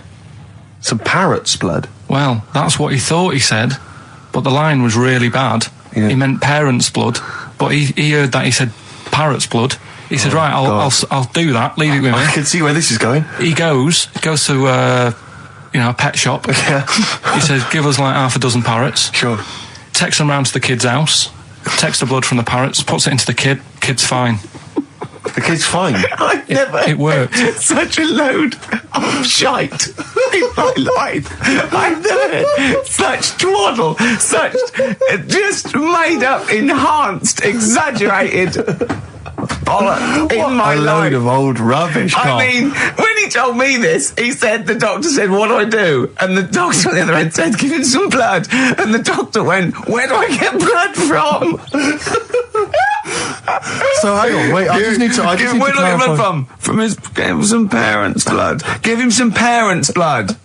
Give him some parents' blood. Yeah.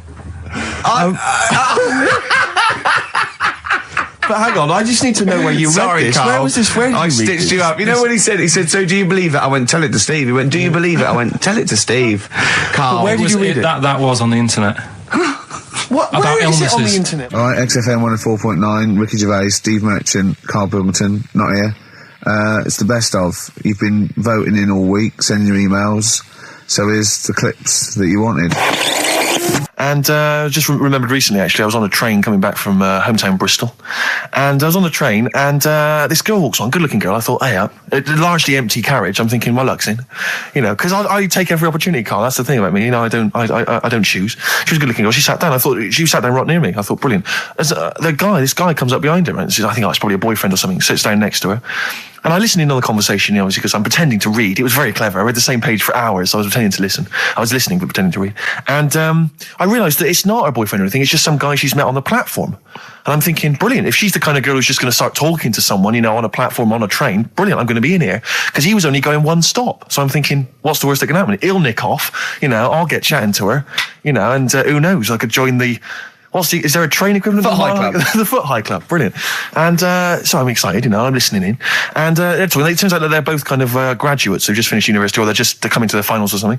And they're chatting away, you know, and he's making a couple of witticisms, you know, and she's kind of tittering at his jokes. I'm thinking, well, I'll tell you this, if she's laughing at this kind of material, I am going to blow her away, you know, with my kind of anecdotes and wry observations, you know. Yeah. It was weak stuff, I got to be honest. Really? He was coming out with nothing. He was running on empty, as far as I'm concerned. Yeah. And she was loving it. So I'm thinking, brilliant, I'm going to be right in here.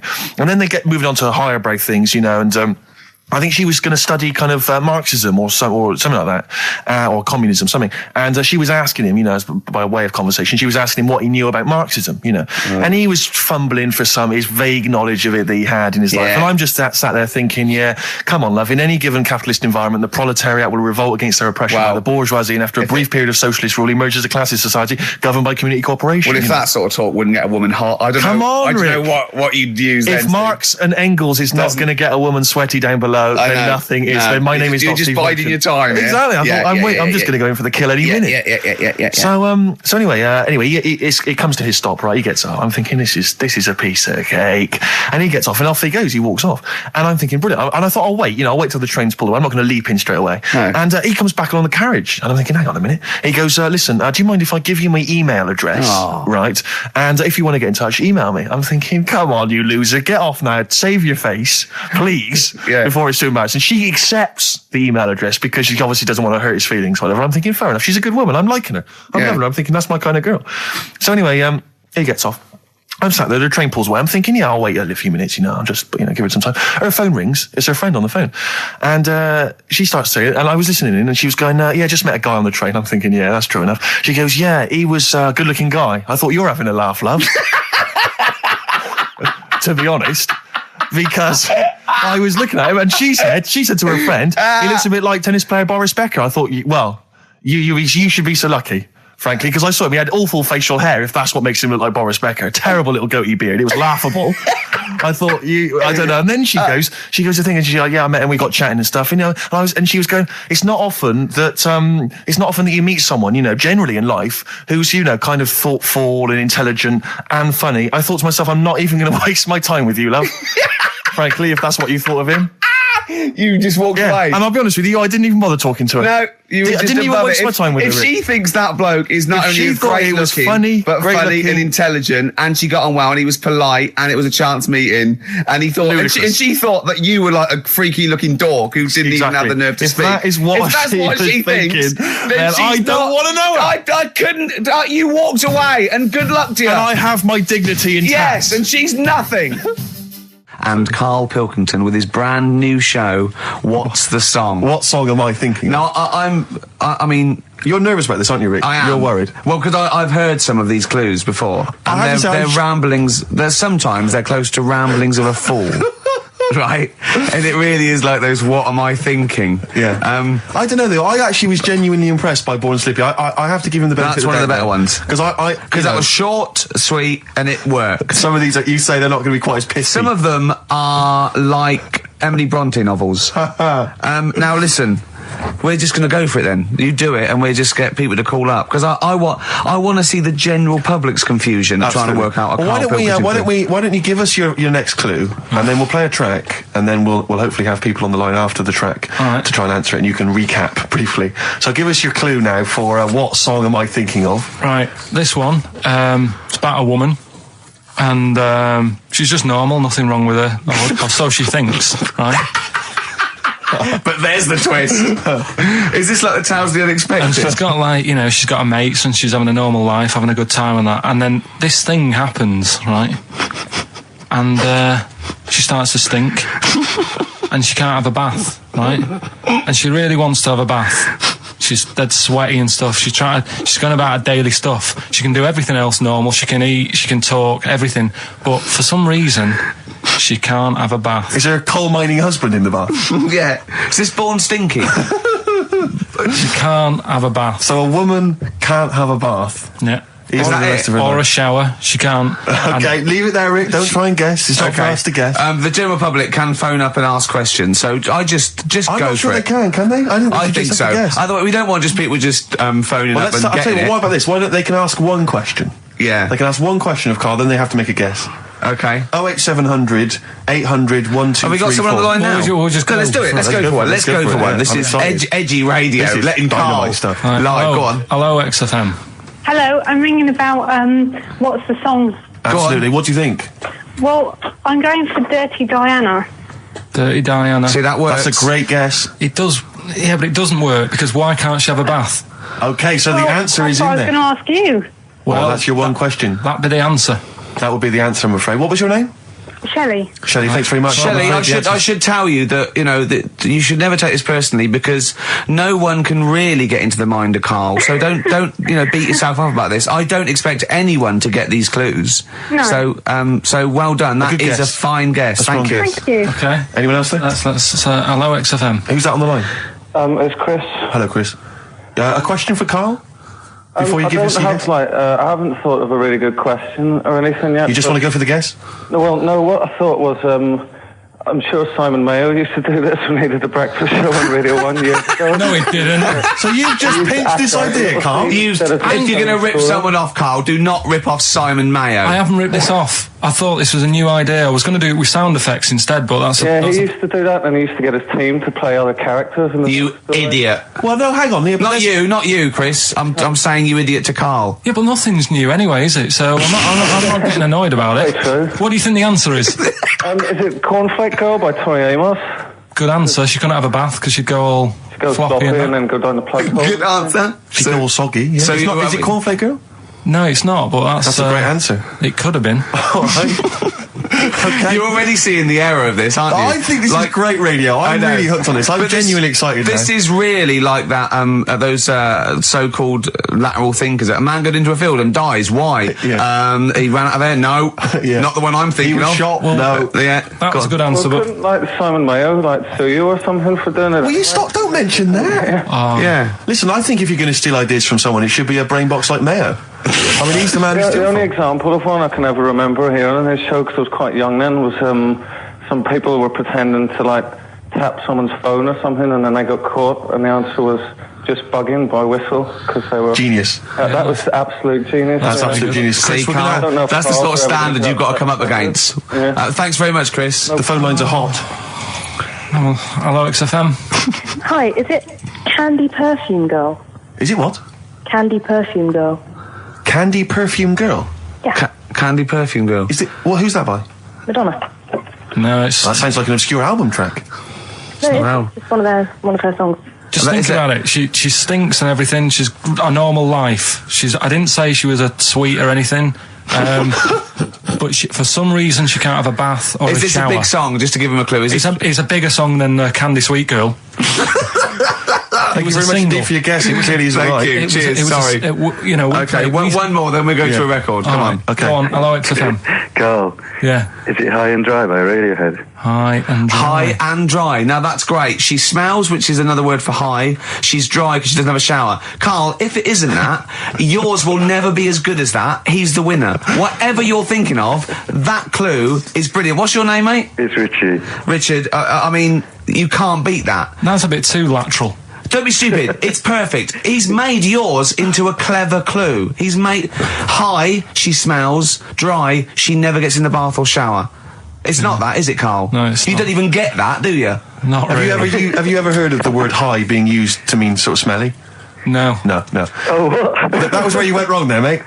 Richard, I'm declaring you the winner, even though that isn't the I answer. don't think Thank we you. should give up this early. Can we Rick. just let's play a song and, Let's play a song. Give it one more chance, because Yeah. if people think about it, it is really easy. I'm not going to find out the answer now because I've got to go out. Okay, we'll do it very quickly. Stay in for 10 minutes. We're just going to play a new Coldplay track out. Okay, let's do Brilliant. Coldplay and then we'll come Cheers. back with this. Carl, it was you that worked out the maths and worked out I was 28 because they just worked out I'm 27. You are 27. No way. Yeah, I asked you, didn't I? And I said, But what I sort of questioned was, I said, well, if you're 27 today, that means last week you were 26. well done, yeah. That's irrelevant. So therefore you assumed that I must be 28 then. Yeah. Whereas I assumed you were using, your knowledge of maths, such as it is. I wouldn't do that. No, sure. Wow. I actually got lost in that conversation because I genuinely didn't know what he meant would mean last week you were 26. I don't know what that meant. I don't know what it meant. Wow. Well, it is Steve's birthday. But he would have been 26 last week. Sometimes you genuinely frighten me because it's those staring eyes. There's nothing behind him. It's this little bald head. Looks like Davros looking at me. Genuine fear on his face when he enters into a conversation with another human being. What bit don't you understand? If he's 27 today, he would have been 26 last week, and he doesn't look 26. He didn't look 26 last week. He looks older than 28 today. You've started on his birthday. You're still having a go at him. Carl, I don't look like the kind of hot stud that I actually am, but face facts, that's the truth, mate. Yeah, live with it. Get with the programme, jeez. Well, let's have a little bit of cake. Okay, that's appropriate. See The what I did? birthday. But you mean the band, don't Yeah. you? Not the cake. You haven't actually bought a cake, have you? Got anything at all?